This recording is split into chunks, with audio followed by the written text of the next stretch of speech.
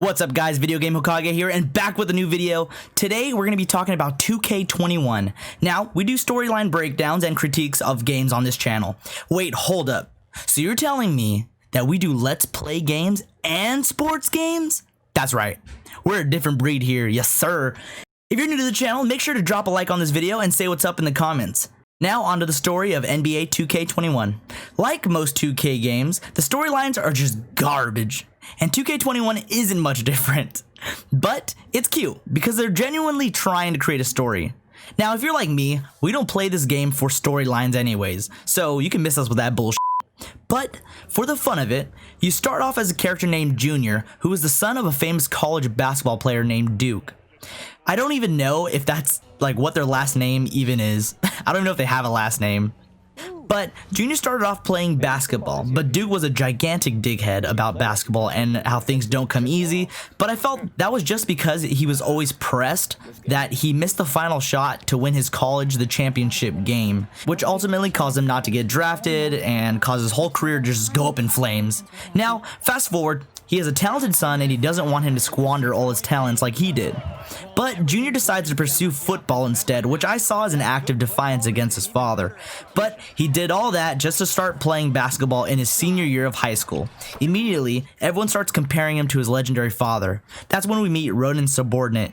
You see the difference? So this guy is the coach of Junior's high school basketball team, and he ultimately convinces Junior to pursue basketball for his final year in high school to get a possible shot at future scholarships. A little later, we meet Archie, who claims to be a family friend and wants to be the future agent of Junior. Eventually, you have to make a decision between him or a big-time corporation agency, and I went with Archie because, well, fuck it. The best part about this game was the girlfriend problems they put in the game. Like, the writers of the story were honestly trying. Failing, but they were trying. This chick reels in our heart and then ghosts the fuck out of us. They got 2020 written all over this story.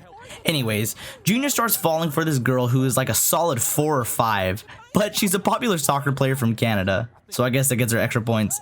She eventually leaves college to go to Canada to play for the national soccer team, which leaves Junior just an emotional wreck. Like all 2K games, they always throw in one popular fun-loving character and then our cocky rival who follows us into the NBA. Check and check. We then play against our childhood rival, beat him. Then we head to the championships, which was easy peasy.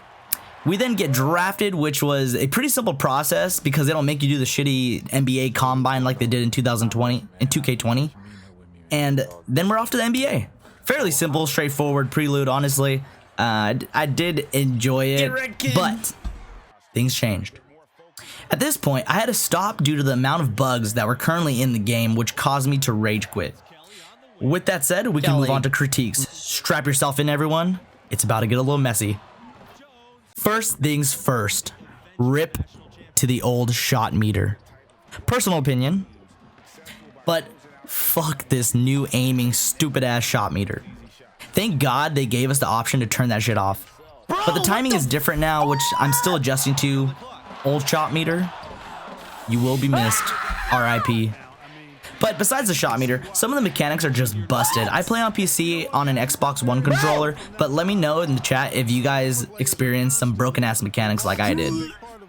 Last but not least, and I don't know if anyone else has this problem, but when you get to the NBA, you usually don't have very many minutes because the storyline makes you progress until you're basically a starter.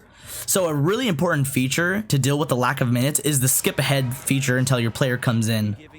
Well, so far, whenever I try to use it, two things happen. One, the little scoreboard thing doesn't pop up right away, but it also slows down the game going on to about half the speed, which makes me watch it like that for the next 7 minutes until it finally pops up. So not only do I have to watch the game, but it's also incredibly slowed down, as you guys can see now.